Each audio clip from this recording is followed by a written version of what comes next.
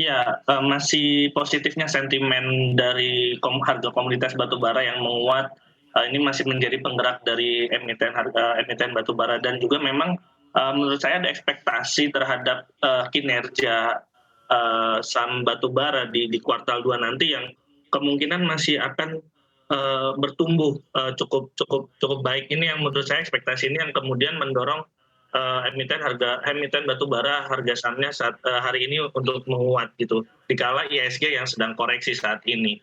Dan kalau misalnya kita lihat memang, berdasarkan data BPS di kemarin ekspor batubara Indonesia ke Eropa ini juga meningkat seiring dengan permintaan batubara oleh Eropa karena memang, pasokan gas yang kemarin sempat, kemudian menyusut di Eropa yang membuat, Eropa ini harus mencari alternatif energi lain, salah satunya adalah batubara.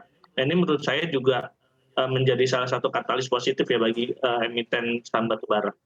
Oke, baik. Nah, kemudian kalau dari, Mas, Zuri sendiri begitu melihatnya sejauh ini tadi terkait dengan harga, batu bara yang menguat ke level $375, per metrik tonnya. Kemudian kita lihat juga di sini ada kabar bahwa Uni Eropa ini resmi ya memutus impor batu bara dari Rusia. Seperti apa Anda melihat, hal ini akhirnya berdampak besar begitu kepada pergerakan harga batu bara?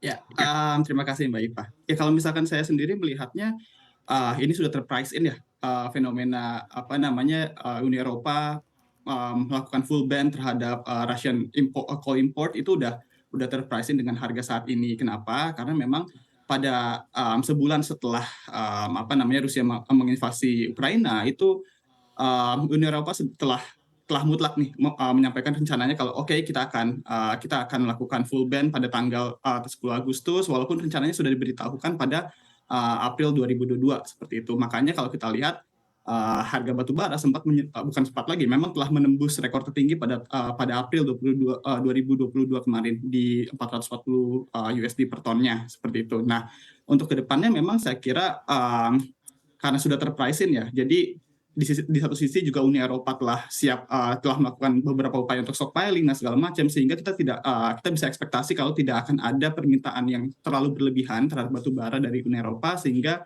menurut kami harga batu bara memang akan meningkat tapi dalam batasan tertentu seperti itu Mbak Ipa. Oke, tapi ini menarik untuk kita lihat begitu seperti apa pemetaannya secara global untuk transaksi batu bara. Jika nanti artinya batu bara yang diproduksi oleh Rusia ini kan ditolak di negara-negara Eropa, ada kemungkinan juga nanti Jepang akan mengikuti langkah ini dengan mengembargo begitu ya batu bara asal Rusia dan ada potensi juga bahwa Rusia ini akan menjual batu baranya ke China dan India. Padahal di satu sisi juga kita ketahui bahwa kedua negara ini juga sudah mulai memperbesar produksi batu baranya. Mas Zuhdi, Anda melihatnya begitu ya untuk mapping ataupun juga perdagangan, kira-kira pemetaan perdagangan batu bara secara global ini akan seperti apa? Pada dasarnya memang kita udah bisa ekspektasi ketika supply-nya ada. Rusia itu menyediakan supply sebenarnya kan, tapi dalam batas tertentu banyak negara yang pada akhirnya ngekat, oke kita tidak boleh impor dari Rusia dan segala macam walaupun supply-nya ada. Yang akan terdampak jelas itu pasti ke rute perdagangan. Rute perdagangan semuanya berubah. Makanya kalau kita misalkan lihat beberapa harga batu bara di port-port tertentu itu berbeda dengan harga ICE Newcastle yang kita jadikan acuan sebagai harga internasionalnya seperti itu.